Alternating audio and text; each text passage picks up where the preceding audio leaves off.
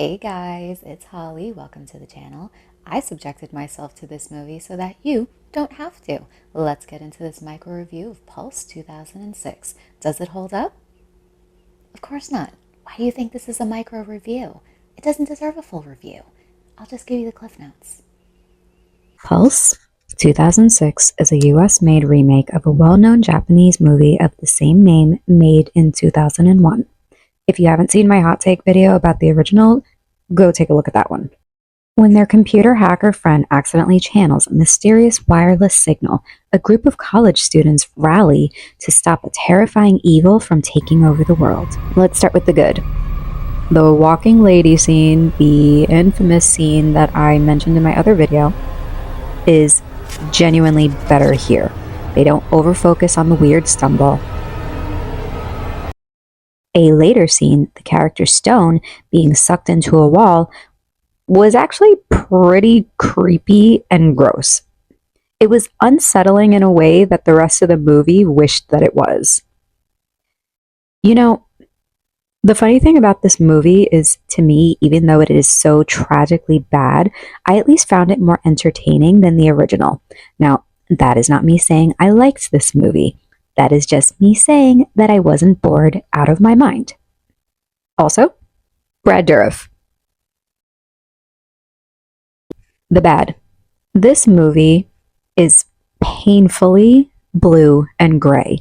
It's like the editing team decided to slap a blue filter over the whole movie and then said, no, not bleak enough, and then proceeded to adjust the brightness and the contrast to inhumanly levels. There is a scene that is so heavily filtered and edited, you can barely see any actual facial details on Kristen Bell's face. You know, they definitely watched the 2002 American remake of The Ring and said, yeah, let's do that, but more. I have said this before. You can tell a movie that was made in the early 2000s due to certain stylistic choices, and the color schemes are one of them. Characters say obnoxious stuff like shrink in training because nothing screams natural dialogue like announcing something like that to your friends who would presumably already know that. I call it having access to information. It's called having a girlfriend stuff. You should check it out. Damn, wow, that's hard. Sorry, shrink in training. I gotta tell it like it is. Or, how long have they been watching me? Bro, why would you even jump to that conclusion? I'm assuming it's just a forced line to give a hint and progress the plot at this point. Quite possibly the thing that ended up irritating me the most was when an emergency broadcast over the radio starts blasting and says, dispose of all technology before proceeding to safe zones. Our main character responds by opening her phone instead of just immediately throwing it out of the moving car window.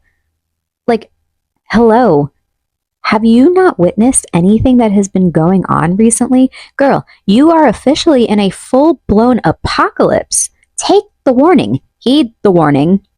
Do it. What do we have in this movie? We've got black inky ghost disease spots, red tape, dream sequences that are somehow even bluer and grayer, a ghost floating in a tub, a bathroom ghost that looks like he's in desperate need of toilet paper from the next stall, a wall that just says dead, dead, dead, dead, dead, like something you would see on an emo kid's MySpace background, ghosts that hate laundry and spider walk, ghost hands getting a little too handsy, ghosts strong enough to cling to moving vehicles like we've now entered Fast and Furious, afterlife apocalypse. Final thoughts.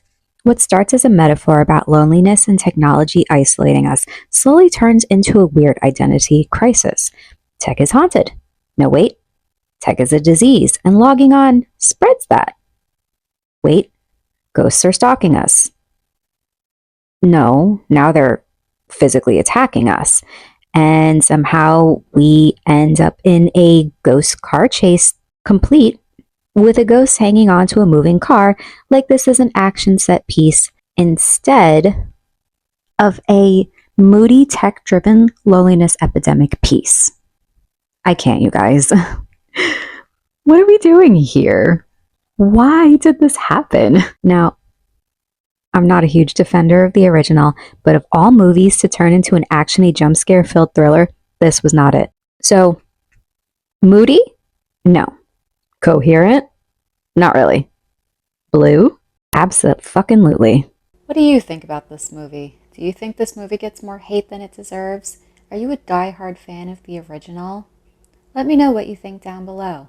Should I watch the 2 sequels that come after this? Don't forget to like and subscribe, and I'll see you in the next one. Also, Kristen Bell, you are better than this.